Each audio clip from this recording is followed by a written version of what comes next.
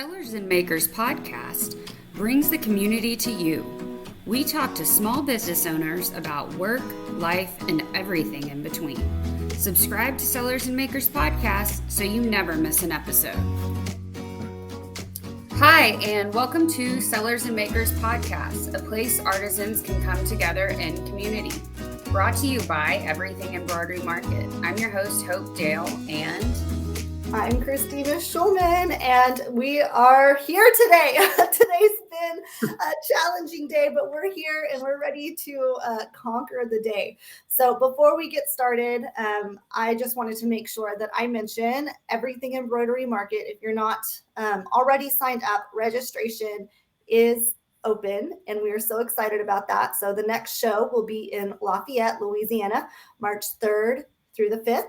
And we have an awesome lineup of vendors and over 50 classes ready for you guys to learn everything that there is for garment decorating, and we're so excited. So make sure you head over to eemshows.com, check all that out, and we'll see you there. Okay, so now that the business is out of the way, today we have the opportunity, and we're so excited to speak with Mr. Jeff Fuller. Welcome. Thank you for having me. Yes, we're so happy that you're here. Jeff, you do a whole lot of stuff. Why don't you just tell us what it is? What you, part of the Embroidery Nerds. Yep. You are teacher. You are all the things. I see your awesome embroidery machine in the back. Tell us who Jeff Fuller is.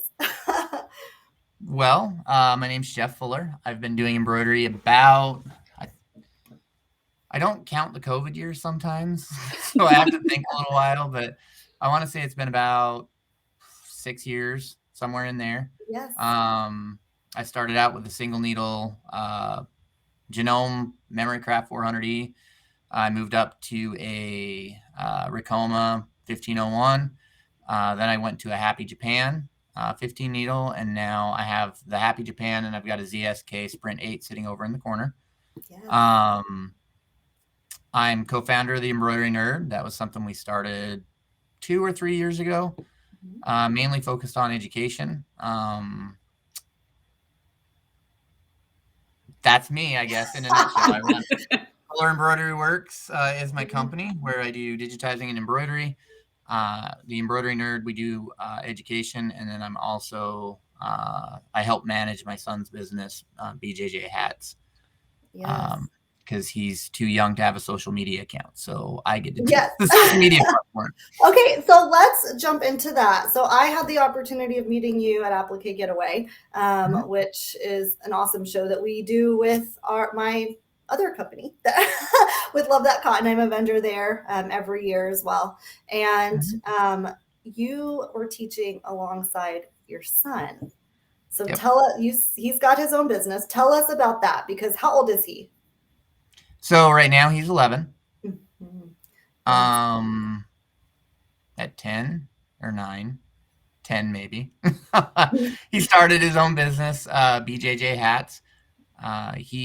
It all started, it's kind of funny. When I was practicing and learning how to make hats, we would make him hats to wear to jiu-jitsu that were jiu-jitsu themed. And it got to a point where people were noticing that he was changing hats every now and again. So now he has about 25 hats that he wears a different one every day to see people comment on him wearing a different hat. And he decided that he wanted to start up a company one summer and do that. So he started his company. Me and Justin were actually in a competition of 3D Puff on hats. And me and Adam were looking at a way to creatively win, as we like to call it. And we found a video where somebody was showing how to make a hat from scratch. So we went through the process and we did that, and Adam really liked it. And he took some old jiu-jitsu gis and he turned them into hats, and he really enjoyed just building the hat from, you start with a sheet of fabric and you end with a completely assembled hat. Yeah. And so now that's something that he does with his business as well, is people can send him their old jiu-jitsu gis that are torn or damaged or something, and he'll cut them apart and turn them into a hat for them. Yeah, that's awesome. That's And really cool. it really is, isn't it? I love that. Like, that is so cool. And he's 11. Yeah. He's 11. And He's 11. he's got a big personality too, which I absolutely love. I've seen him on some of these podcasts with you, and he's always like, "Hey," and he's fun. And you guys taught a class together at the AG, and was that his first class to be one of the teachers, I guess? Yep. So that was his first class ever that he taught. He did a really good job in it. He put a lot of work into it, and he had a lot of fun. Yes. He really enjoyed going there. He really enjoyed teaching.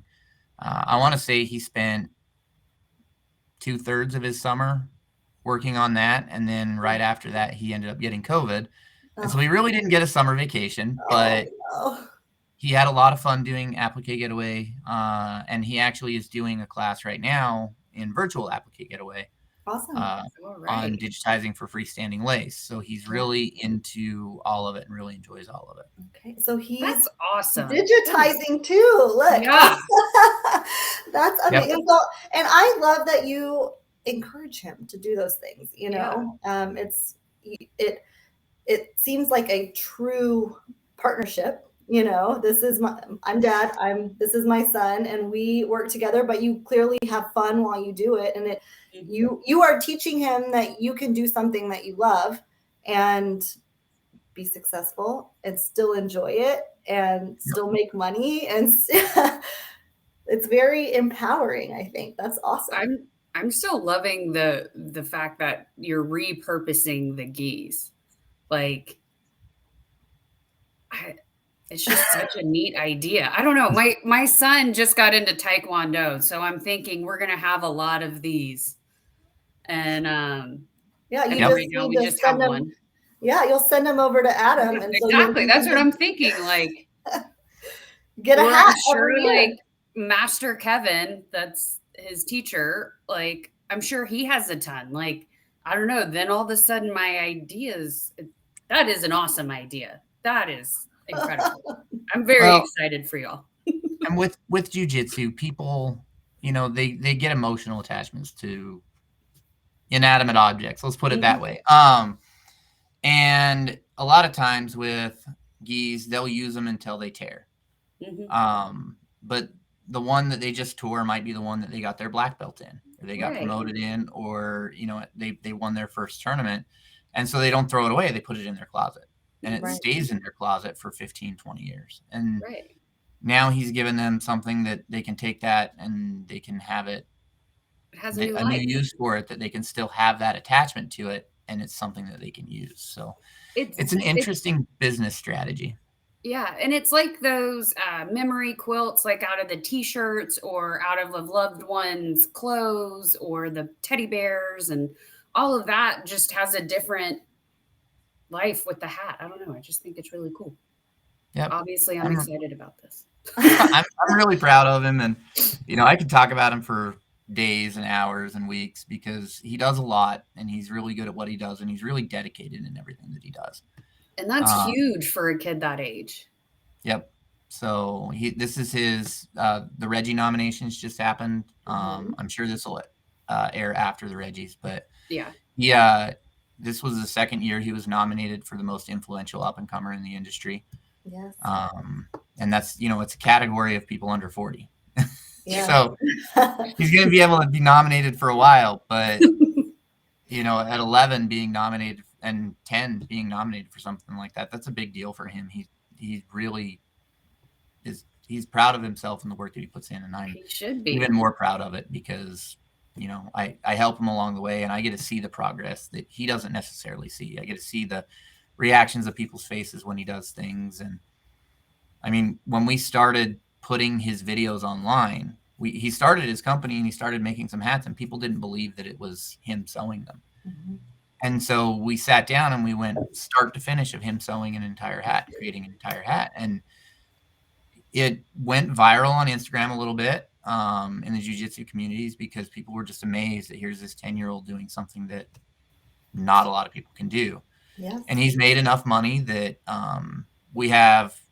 he has 3 sewing machines that he used to create the hat, and 2 of them he owned. That's awesome. That's He's incredible. able to reinvest back into his company and pay for things. And he learns the money management from his mother because I'm an impulse shopper. Hey, I feel like that's every relationship. Yep. There's one that you can't put in the candy aisle in a grocery store, and there's the one that you can. I cannot be put in the candy aisle because I will come back with half. That one. That's me. I have a problem. There's usually a conversation when she's waiting on her kids, like, please just talk me out of going and to go get candy. Every day. Yep. It's like I have to have the conversation. And then like a day like today, where it's been a day, I eat candy. I'm not going to judge. I do too. Oh man. I will say I still have a bucket downstairs of Halloween candy, so I do eat that until it's gone. Well, the kids do too, not just me, but yeah. No, you hide it. It is hidden because then they'll just think that they can eat it whenever, which right. They go a little nuts. I would be so proud too, Yes. as a parent, to see your kids succeed and really enjoy what they're doing and, be someone who's nominated like that. I mean, that's something that anyone would be excited about. And then to say that he's done it now, been nominated two years in a row, you have a very awesome kiddo. Yeah. I know. It's fun when other people talk about him like that too, because your proud parent moment steps in and you're like, I say these things too, but it means more coming from someone else. Yeah. Absolutely. And I think it speaks to you because he probably wouldn't have started without seeing you and having the support from you guys. And so I think that's awesome. He sees the embroidery nerds and he sees you guys going out there and living your dream. And he's like, he then feels empowered because you lead him that way. And so that's amazing. Yeah. So let's talk. So you said Embroidery Nerds is primarily education. How did you guys decide to do that? What took place that, how did the cookie crumble? Yeah. I guess. What was your journey? I mean, I sometimes describe it as a series of unfortunate events because it seems so unlikely that you just wouldn't expect any of that to happen. But back when I very first started embroidery, I was in the Recoma Facebook group and they had just released their software. And I was okay at digitizing. I wasn't great. But a lot of the people were looking for help in that specific software. And one day, one person said, why isn't there a specific group that's just for the software? Because they have their machines group and they didn't have one for their software. And all the software questions were getting buried. And people agreed that it was a good idea. And the comments basically said that we would like that, but nobody knows how to start a Facebook group. And I said, okay, well, that's not hard. So I started a Facebook group. And that was it's the Chroma Digitizing Help Group. It's the name of the software. And after I started the Facebook group, the next questions came of, well, how do we digitize? And so I said, okay. And I went in there and I'd start going live and I would do digitizing. And my friend Matt Enderly, who co-founded the Embroidery Nerd with me, me and him were talking and we talked about, maybe trying to structure the education a little bit. And I had one of the members of the Chroma group reach out and he said, hey, I've got this YouTube channel name and I've never done anything with it. And I think it'd be really cool if you guys used it and put your videos up on YouTube. And that name was the Embroidery Nerd. And so he transferred the Embroidery Nerd. It's actually Embroidery Nerd, not the Embroidery Nerd. He transferred that name over to me on YouTube and we started uploading our videos. And that's kind of how it was born. Until last year sometime, maybe a little bit longer, COVID years. I don't remember those. Yeah, it's all they all roll into one. Yep. A while ago, we decided that we were actually going to make it a structured company. And we turned it into an LLC. And then just recently, we added 2 more members to the LLC. And we've been working on a lot of exciting things. We're excited to put it out there. But we can't talk about it yet. Because Secret. we're excited for it. Top secret. Yes, we can seal that in an envelope till you can open it and announce it. Right. I mean, part of it, like Matt, he is really good in development with websites and programming. And so one of the things that he's done is he created a website called threadconverter.com where you can convert between thread colors. You can match an RGB, a hex thread color, and it treats Pantone like a thread, but you can match Pantone colors to any thread library out there, and it'll give you That's cool. the closest by a percentage, and it gives you, I think, 15 results or so. And so you can actually visually pick the one that matches the closest. It's a really cool tool that he developed. That's amazing. And that's going to get rolled into a few other things, and a few other things are the things I can't talk about yet. Yeah, well, we won't push, but I can't wait to see what happens as it unfolds. I know that. I mean, just that thread converter. That's awesome. Okay, so this is like a very side note story, but we were cleaning out our garage this last weekend, or maybe it was the weekend before. Again, it's just been a blur recently, and my husband found I've got some what's like the Pantone cards where they're all together. What's it called? Like the paint swatches. Kind of, yeah. Like deck. Yeah. Yes. Deck? Yes. Okay, so he found it and he was like, "What is Pantone?" And I was like, "Colors, like it's like the universal." And I was like, "Oh no." And he's like, "So is it trash?" And I was like, "No, don't throw it away." It just made me laugh. So I think for the rest of my life, anytime I hear the word Pantone, I'm going to be like, "Not trash." But that's amazing. You know how many people are going to use that? Yeah. It's awesome. I use it a lot. The amount of math that went into calculating that is insane. I bet. He ran into math symbols and he's like, "What's that?" He had to go Google what that math symbol meant because he's never seen it before. And the way that it calculates is actually a lot more accurate than software. It doesn't just take the RGB value and match the closest numbers. It like plots where that is on the color wheel and then does a radial search off of that. Yeah, and that's pick the color closest. So it's really cool. That sounds amazing. I have no idea like how you even do that type of math, but that sounds insane. So I that's use like it my for husband. everything. Very accurate. Yes.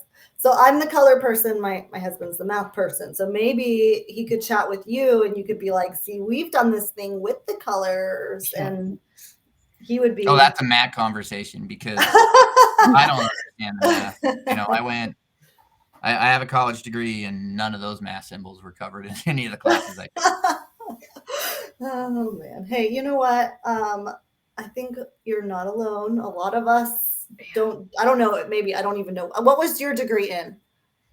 Video game programming. Oh, so okay. So mine you're was animal science, and I don't play with animals all day like I thought I would. Right. I took the degree with the least amount of math possible. So it was broadcast journalism. Oh, there you go. One math class. And you're using it right now. I do. I actually use my degree now. For a while there, I wasn't, but there's a lot of stuff that I use with it. But I'm like, what can I take the least amount possible? Yeah. Me and my wife, we moved to Iowa and we didn't plan on staying here. We honestly thought with her degree that we were going to end up on the East Coast or the West Coast. And there's video game companies on the East Coast and the West Coast. So I got my degree in video game programming, and then we stayed in Iowa where there are no companies. Oh no! But I would feel like that would be like a very remote type of job too. Like you could do remote. They want you there. Yeah. Yeah, there's a lot that goes into video games, and they have deadlines, and usually by the time they hit the deadlines, people are sleeping at the office. There's just not enough time. Yeah. So it's definitely something that they would want me there, but I don't know. It's okay. I don't need that degree. I do embroidery instead. But it's funny how life, it ebbs and flows and changes, and you have a trajectory in mind, and that's not always how it happens. Or sometimes like one thing leads to the next, and it's like skipping a rock down a pond, and you end up on the other side, and you're like, wait a second. But I feel like a lot of people we've talked to, there's quite a few with like programming type backgrounds that they started digitizing and then they went in from there. I feel like that path is, whether or not it was whatever programming they were doing, they were definitely working computers, and then they started digitizing. I think the digitizing is, at least for the embroidery field here, the digitizing is the natural progression for someone who did programming or does programming currently, just because the terminology, and it comes more natural to you. You're like, oh, I understand that. I can create the sequence. I can do all those different steps. Obviously, I'm not a digitizer, so I can appreciate wonderful digitizing. I am a consumer of digitized products, but it's over my head a little bit. Yeah. And it's becoming a lot more common that people are digitizing because the price of software has come down a lot. It used to be, $20,000, $30,000, $40,000 to get the program to digitize. And now you can get in under $1,000. And so a lot more people are trying it, wanting to do it, and trying to learn it. And that's where the Embroidery Nerd comes in, is we're helping those people that really want to learn it, understand what they're doing. And it's not so much, the how to do it, because I think anybody can sit down and you can figure out how to draw a circle. But if you draw a circle, you're going to get an oval. And so you have to understand the why you do things differently in the software to get the object that you want on the end. And it's getting that understanding. Some people pick it up right away, and some people don't understand why it doesn't look exactly the same as it is on the screen, and it's more difficult for them. So that's really, when we teach on the Embroidery Nerd, we're trying not just to give them the how to do it, we're also trying to give them the why you do it this way and what happens if you don't. Yeah.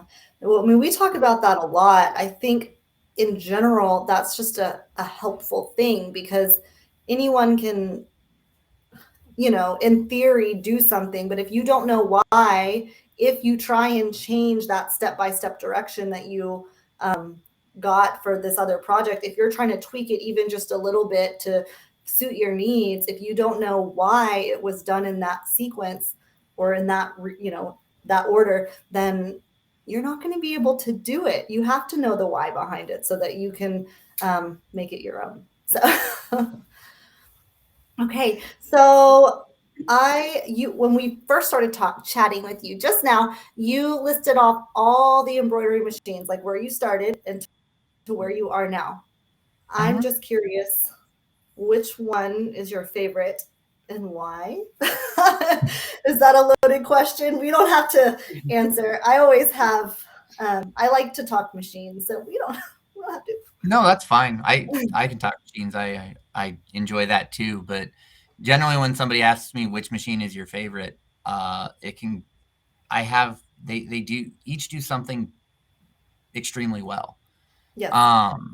I really like the Sprint 8 ZSK that I have right now. The color change is insanely fast.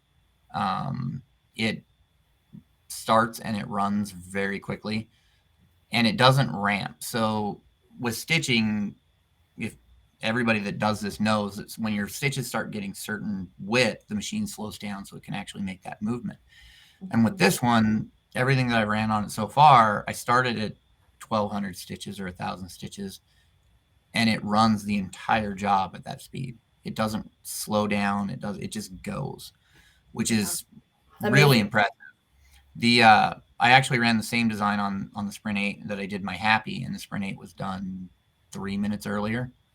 in a 12-minute design. So That it makes a was, big difference. It's If you're huge. trying to, crank yep, out orders, that makes a huge difference.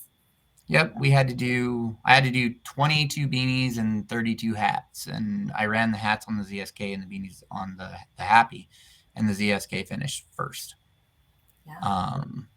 So it's just it's impressive to watch it run at that speed and not slow down, because I've never seen that with the machine before. Yeah. Usually they slow down and big jump, and even when it ties in to make the initial knot, it's like 2 slow stitches and then it's 1,000 stitches. It doesn't speed up. It just goes.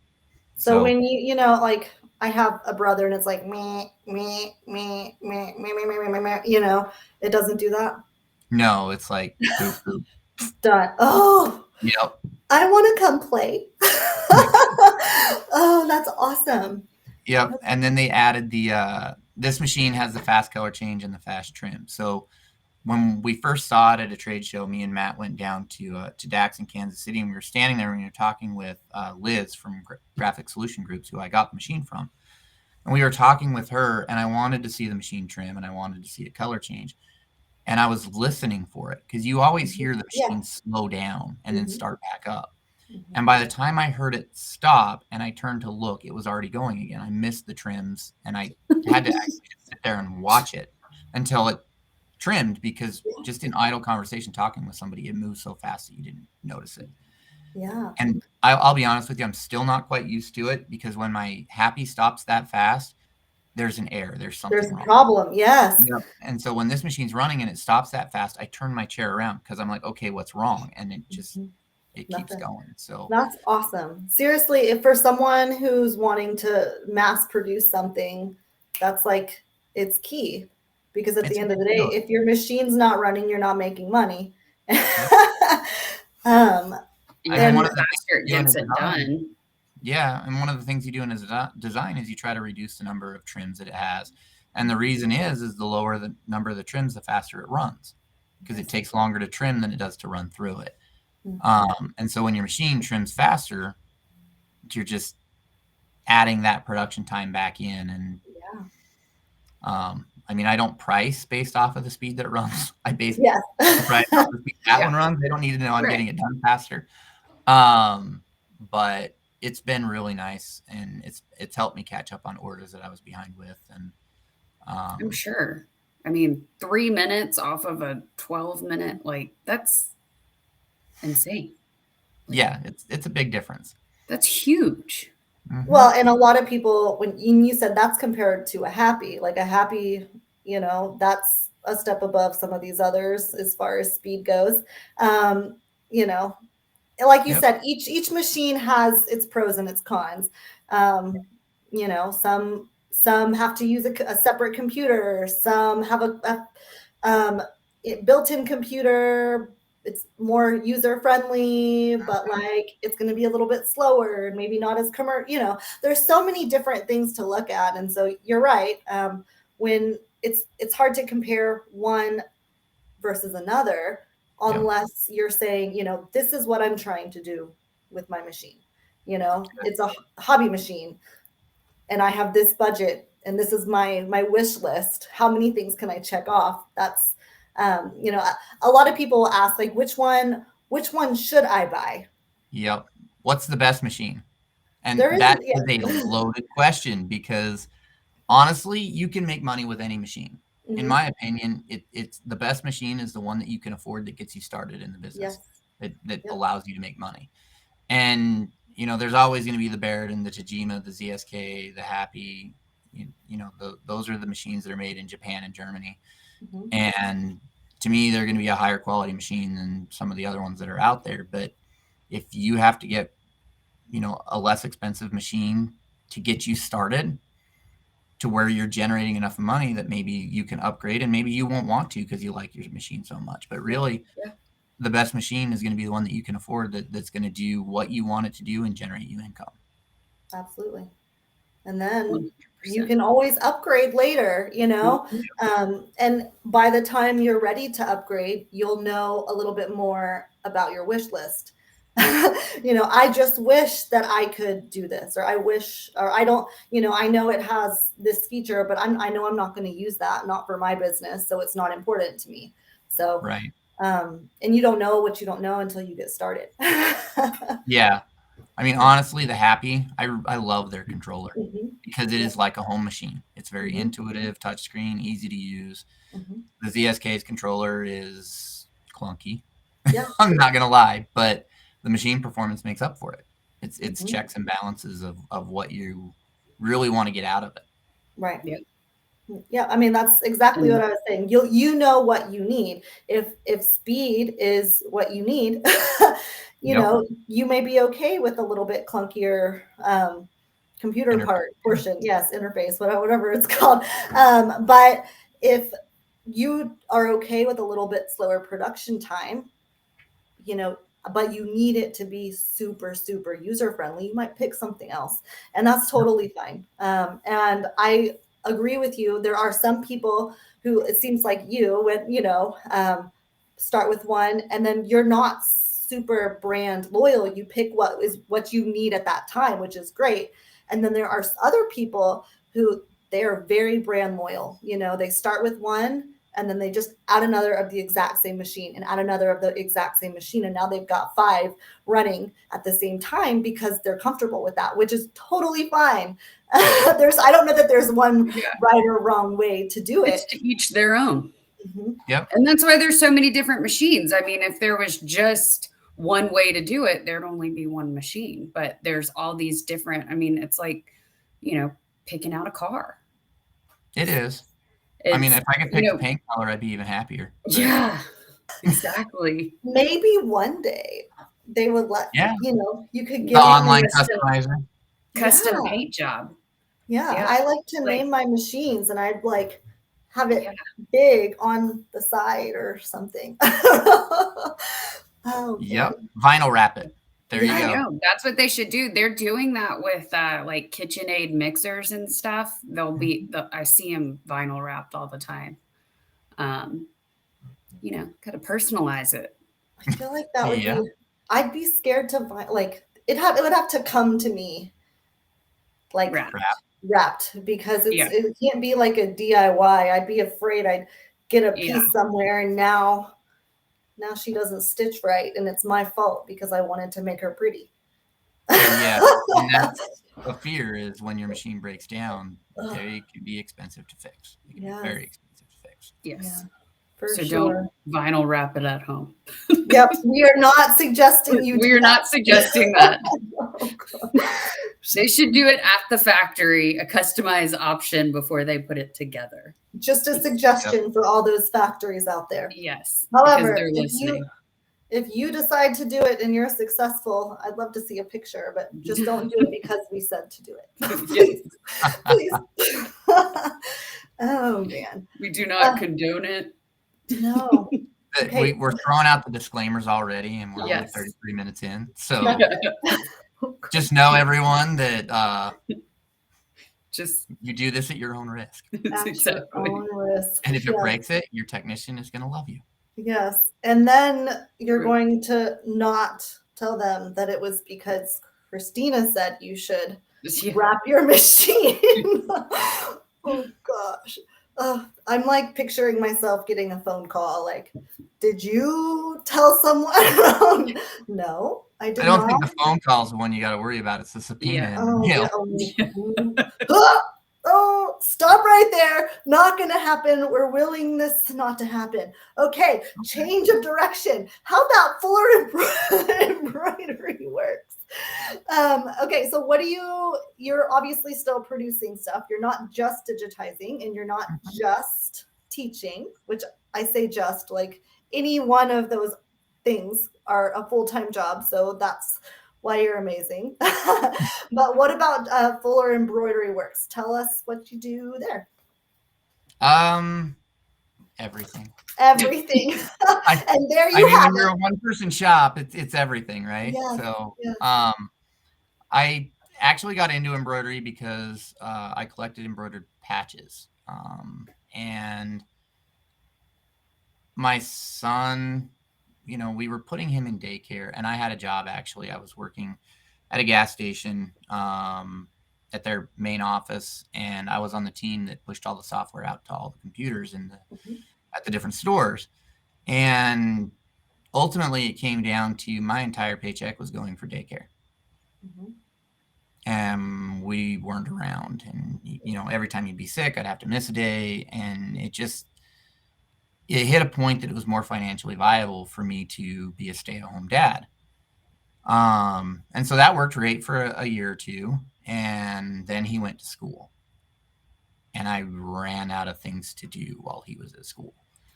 And I collected embroidered patches. I like embroidery. I didn't know a thing about it. I went out and spent a lot of money on an embroidery machine and software and whatever else the salesman told me that I needed.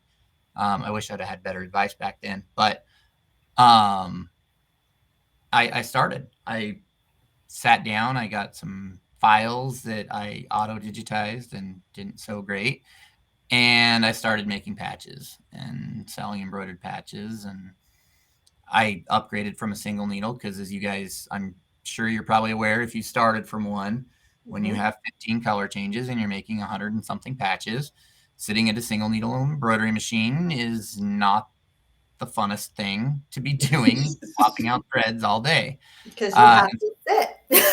You have to babysit and change. Yep. So then I upgraded to the Ricoma because I wanted to be able to do hats, and I couldn't do that on my flatbed machine.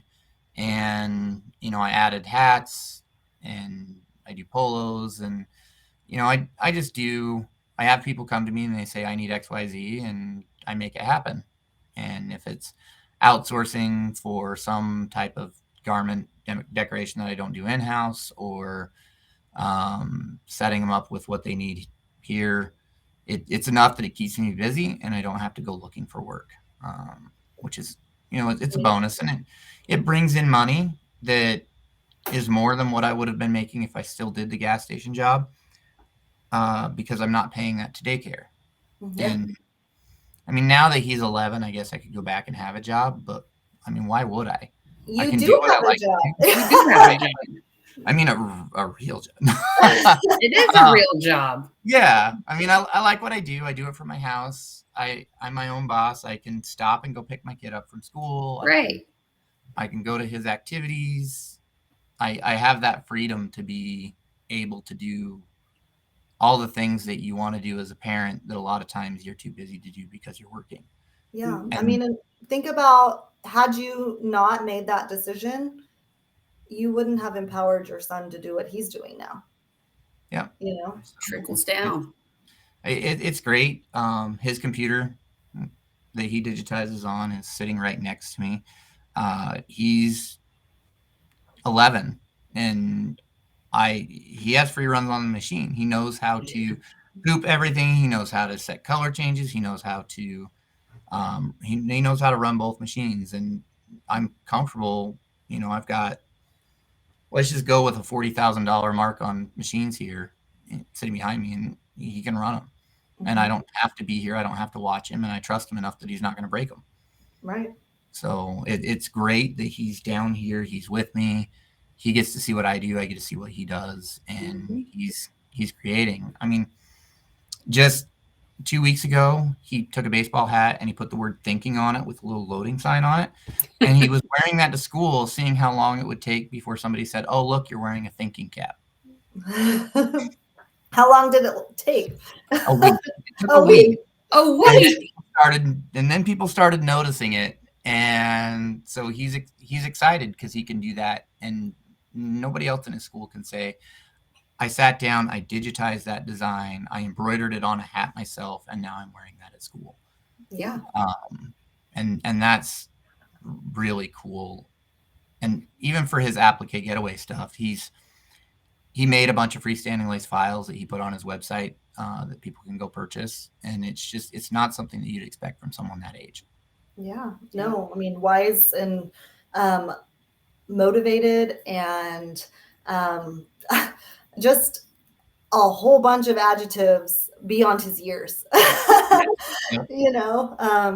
got a 10-year-old and an 8-year-old, and lots of them. just keep going down. But my oldest is 10. And while there are very few things that would capture her attention enough to follow through the way he does. Actually, I don't know that there is anything at this point that she would like. There's a lot of things that she gets excited about, but it fizzles with time, right? But he's not that way. It seems like the excitement continues and continues. And we love to do projects together. We do a lot of projects together, all of us, but that is incredible as an 11-year-old to take on and not be afraid to try something new, right? I'm sure teaching, like that was a scary thing to be like, oh yes, I'm going to teach. And then he did it, built his confidence, and he's going to do it again, or is doing it again. And, the funny part about that is he was just like, yeah, I'll go teach. And the whole time, like, I'm freaking out as a parent. We're up there going through his slides and all that stuff. And he's just like, yeah, we're doing this. Like it didn't shake him at all. It didn't. Yeah. Well, he's just doing what he's supposed to be doing. Like, yeah. Completely natural for him. Yeah.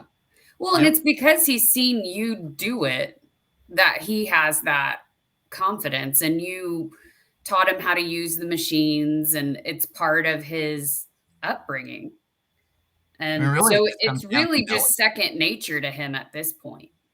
Yeah. I mean, it all comes down to knowing it. Anybody can be nervous and you can struggle. And I do sometimes too. You get ready to go live on Facebook or you sit down to do a podcast and you have that little moment that comes over you. But really, if you really know what you're talking about and you really understand it, that moment will fade so fast. Yeah. Because the first question will come out and you'll open your mouth and the words will just start falling out. Right. I mean, that's very true. I mean, I am someone who is like scared to death to publicly speak. I just naturally, like, I love people, and I can do fine socially in groups, but like public speaking makes me want to like run away. And so these podcasts, not so much the podcast, but the Facebook Live, the first podcast. Let's be honest. Yes, that one was.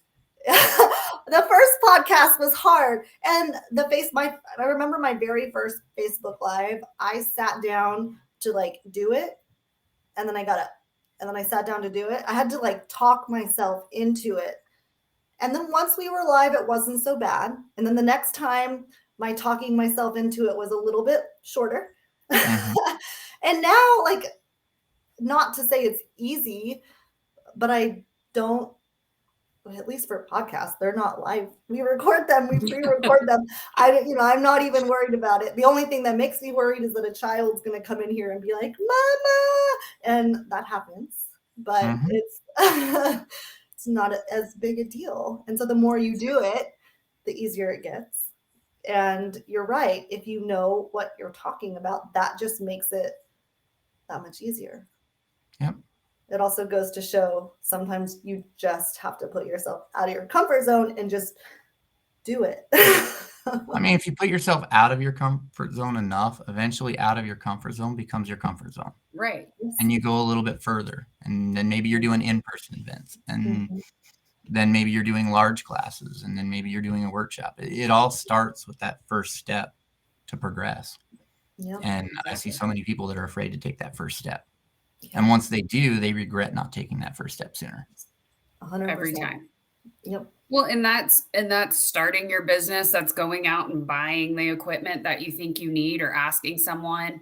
It's all of it. It's that first step that everybody, once they do it, they're like, man, why didn't I do that sooner? But it's scary, and making a change is huge. And is that, is it just a change in a hobby? Because maybe that's a little different, but is this, something that you're trying to make a business of, and you're changing how your, finances are for it, or how your life's going to run? Like, those are huge steps that are scary. But once you make the change, there's so many times that it is good, and it helps you, even if maybe that first step wasn't the right one. It might not be, but it gets you where you need to go eventually. Like, Yep. I mean, one of my favorite quotes, and I don't even know who it says, but Adam has a sticky note on his door that says, "You never fail," because fail is your first attempt in learning. Mhm.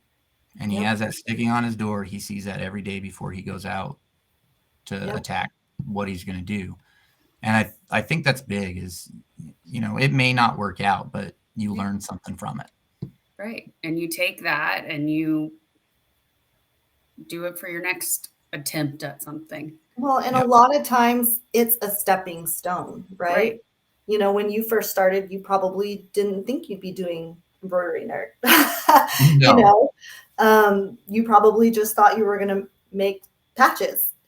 Yep. And here you are. You know, it's Yeah. evolved and changed over the years. And you also probably didn't know you'd be working with your son, you know? No, I didn't plan on that one.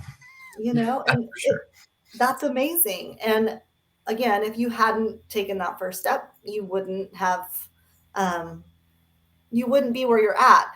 And had you not been willing to maybe do some pivoting along the way, you still may not be where you're at. So it's always about that next first step, you know? Mhm.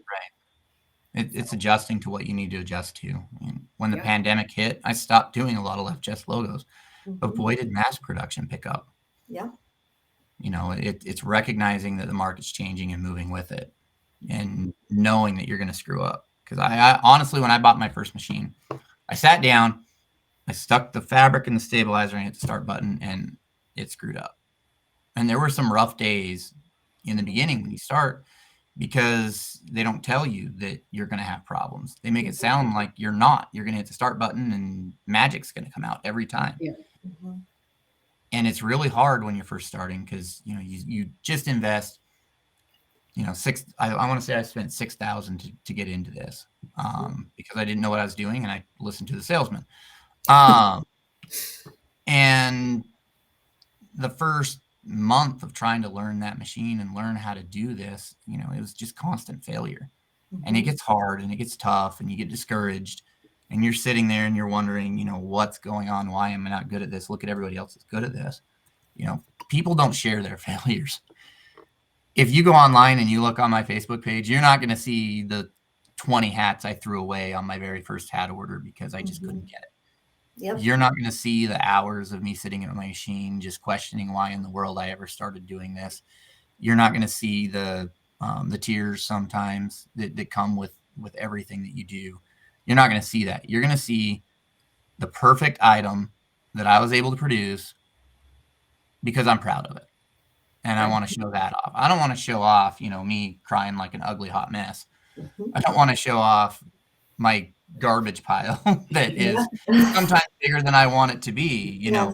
But I think the biggest thing that if you're going to start into this industry, and I don't care if it's screen printing, sublimation, direct to garment, direct to film, direct to, I'm sure there's others, UV printing, all of that stuff. You're not going to start any of these and you're not just going to instantly hit the ground and money's going to come in. You're going to have to work for it. You have You're to. going to have your struggles. You're going to have your failures. And it's important to know that when you're having those, that you're not alone. There are places you can go. You can go and ask people. We have the Embroidery Nerd. If you have questions there, you can go there and you can ask your questions. And you're going to get advice from people who are posting those perfect pictures. Mhm. And you're going to be getting the advice of how they got to that point. Mhm. Because their failure is going to tell them, this is what you're doing wrong. This is what you need to change, because they went through that learning experience too. Yep. They know why you did it wrong because they did it too. Yeah. Yep.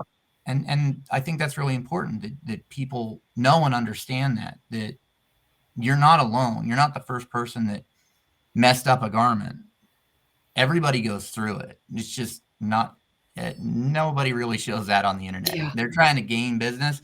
They're not trying to show everybody how bad they messed up something. Well, That reminds me, we talked to the Sassy Subber, and she talks about her 40 club, or it's something like that. And it took her 40 cups to Yep. get one right. And she's like, But y'all saw it. You see that this happens. But on that 40th one, I finally got it right. And I can tell you everything that I did wrong before that.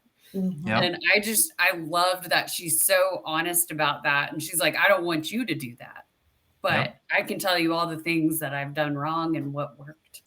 Right. And let's be honest too, even if you are now a seasoned pro, Yeah. you still can make a mistake. Yeah. You know, I Mistakes can't tell happen you every how day. many times, like, I own a blanks company. I monogram stuff pretty much every day.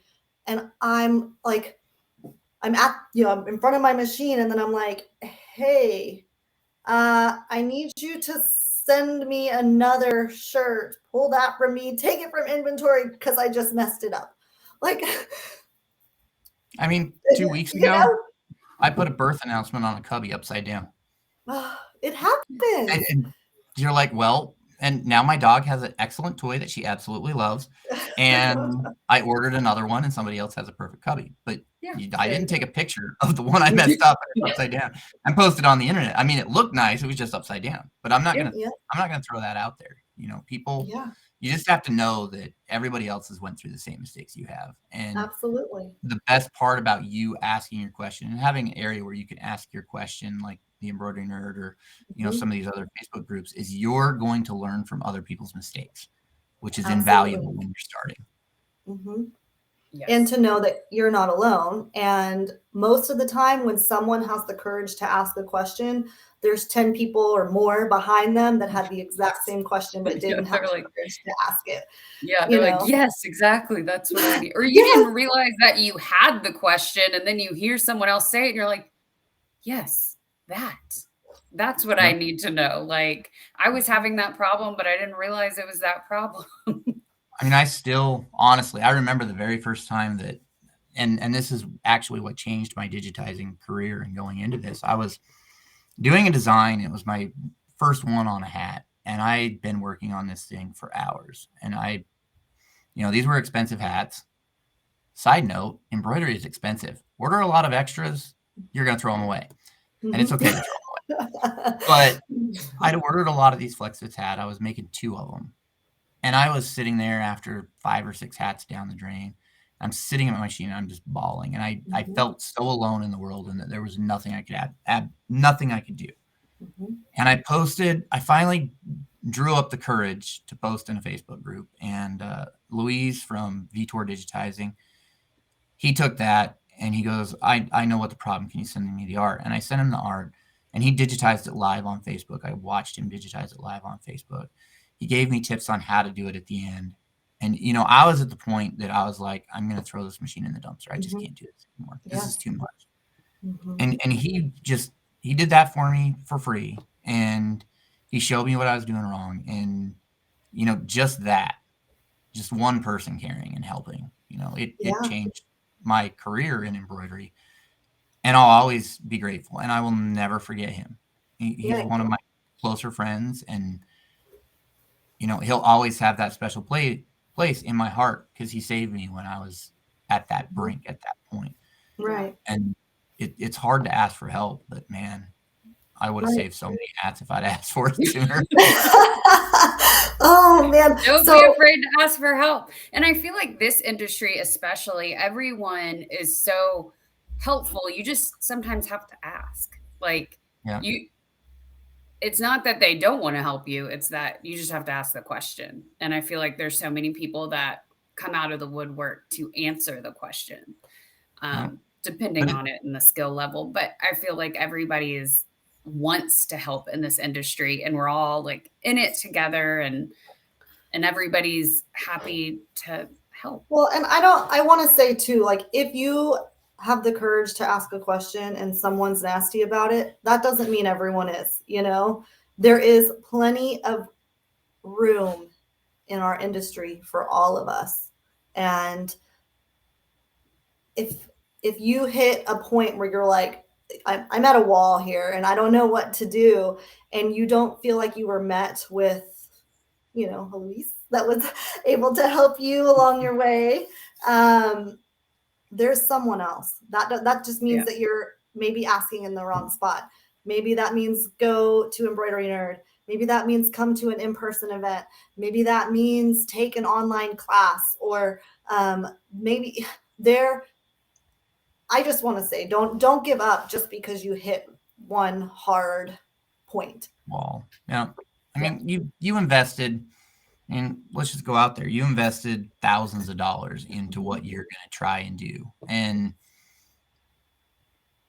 it's not the learning how to do it part is not where you should be going cheap. You can buy a lot cheaper machine and spend a lot more on education. You'll be more successful. Yes.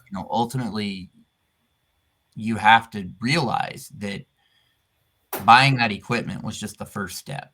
There's going to be a lot more expenses after that. And nickel and diming sometimes is just going to send you out of the business.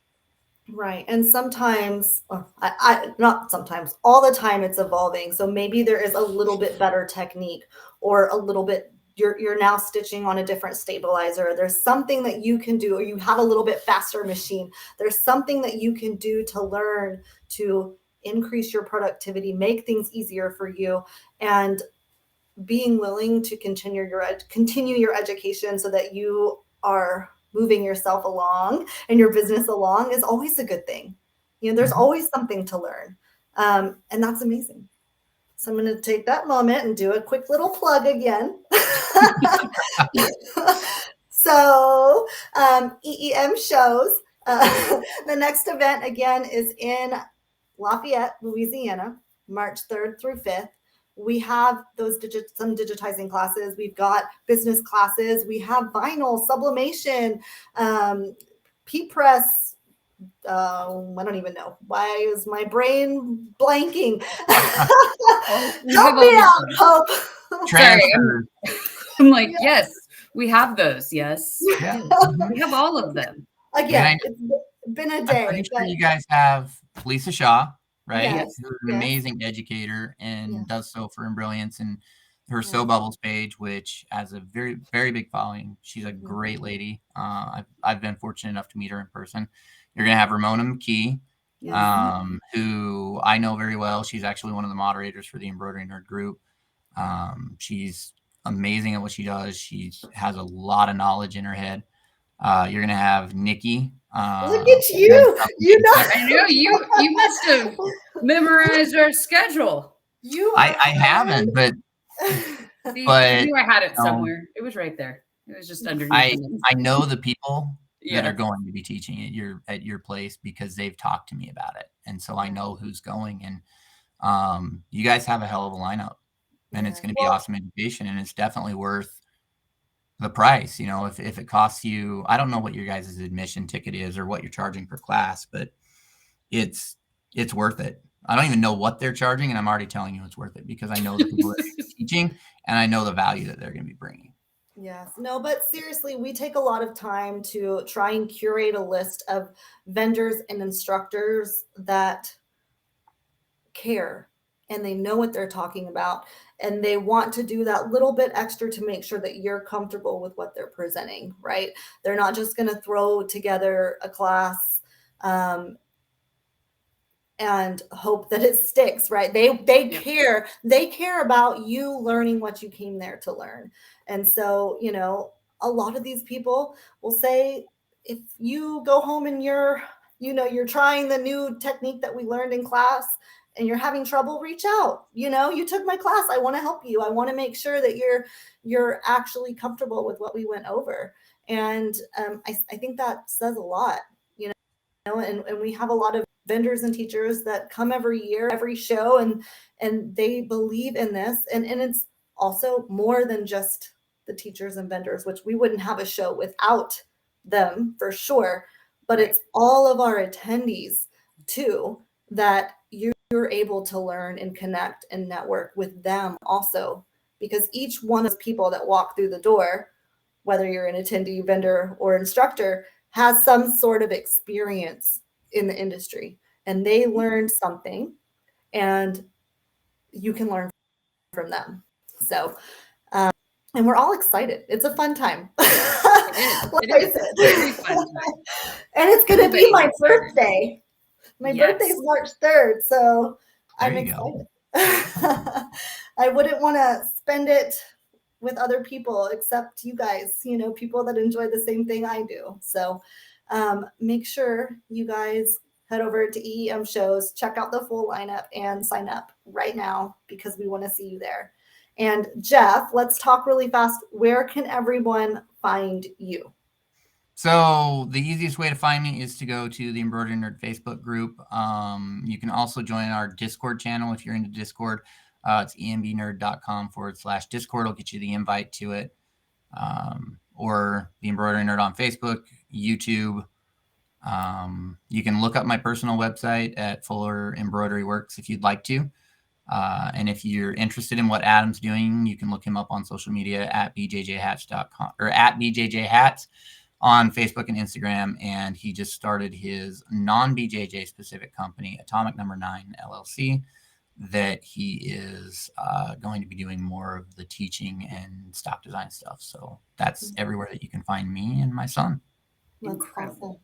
That is awesome. We need to get those links up on here too when we post this. Yeah, we will.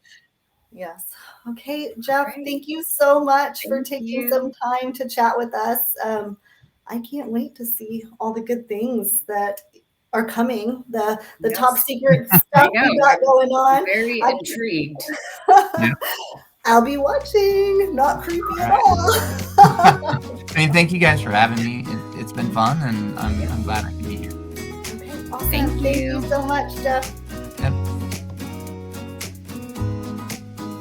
Follow us at Everything Embroidery Market on Facebook and Instagram for all of our latest updates. We will see you next week.